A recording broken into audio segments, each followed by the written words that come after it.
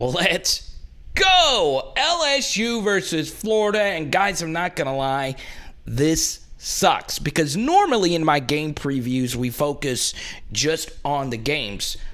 But that's not the question that you guys are wondering. It's not the question even Florida fans are wondering.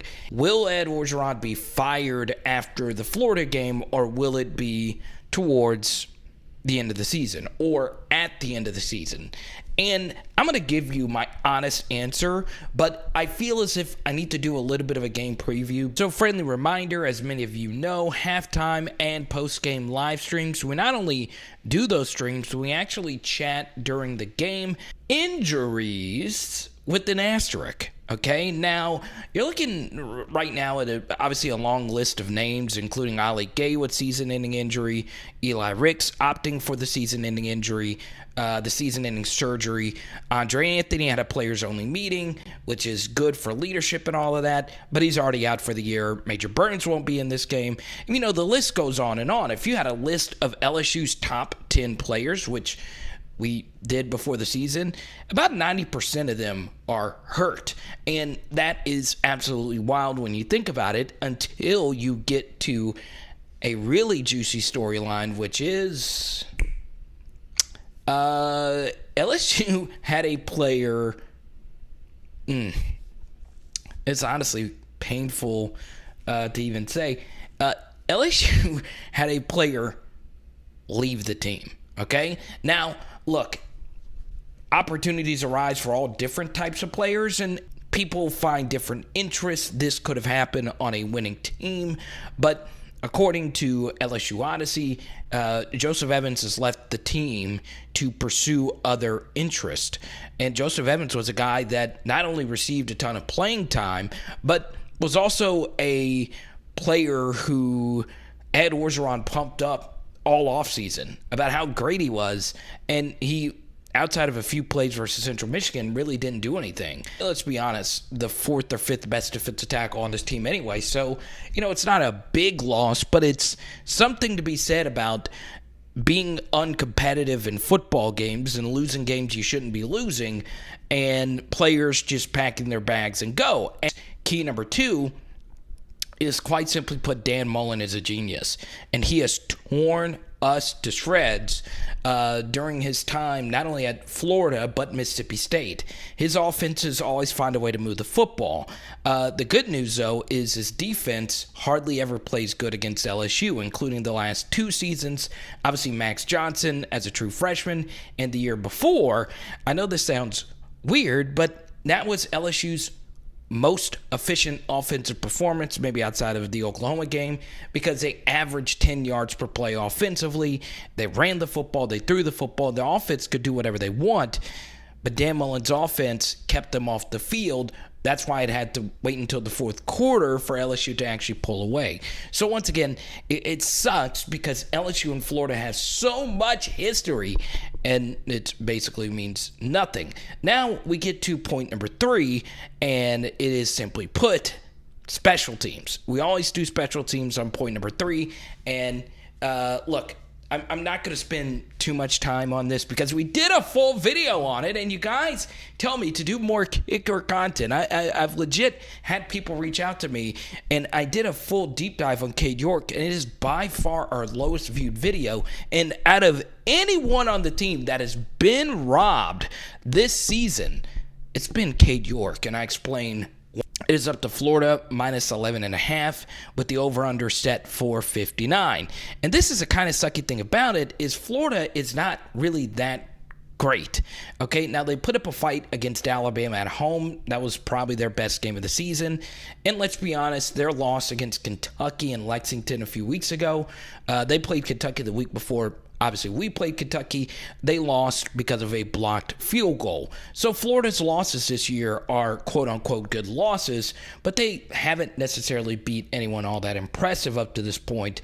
But look, Tennessee's turned out to be decent, and Florida beat them by multiple scores in that game, though Tennessee did drop an easy fourth down conversion. But still, the simple truth is Florida has two different quarterbacks that they can move the football with, Emory Jones and Richardson.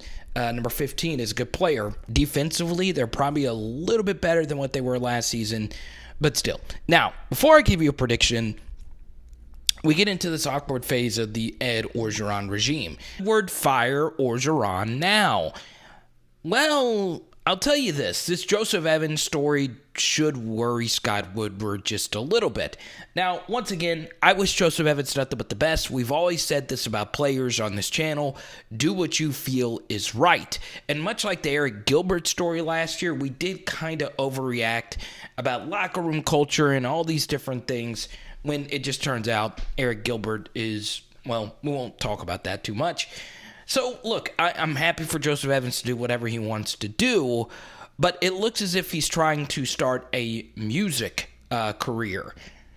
I don't know. Why would you quit right now? Especially when Orgeron pumped Joseph Evans up when he wasn't ever really that effective defensive tackle at LSU this offseason. You heard Orgeron mention Joseph Evans repeatedly, and this season, he was, once again, probably the 5th or 6th best defensive tackle, and he still decided to leave the team now when his coach needed him. So, yeah, that's not a good sign at all. Once again, he's not that crucial of a player, but that does begin to make you wonder if other players are going to do this, especially now with all the injuries that goes along with this team. And, you know, that's where things get a little awkward, because this is kind of unprecedented to have all these players out. You know, it's strange. It's strange to have this many injuries. Now, obviously the players are probably injured, but just understand to have this many is very unprecedented. Now, that's the thing. If you're 50-50 on whether or not you want to play or opt for surgery or rest or do something else, when you're losing, that decision becomes that much easier. So just keep that in mind as we discuss whether or not Ed Orgeron should be thrown the axe. I'll stand by what I said earlier this week. Woodward should pull his headset. For my live chatters, I know this was a little bit of a shorter video, but look, if you want more into why I think Ed Orgeron, the number one reason why I think he's actually losing, he's lost control of this program, watch our Scott Woodward video from earlier this week. And of course, this is a video I really want you to watch, the Cade York video. But anyway, let's get into a prediction here. I honestly think, well, let's do this. I don't know how I feel about this game either way. This is such an awkward game, but that's kind of how the game was last year. Leading into the Florida game, we had all these injuries and opt-outs and whatnot. It's so wild that it feels a little bit different, but kind of like the same. And last year, Florida as a 23-point favorite, I picked them to blow LSU out.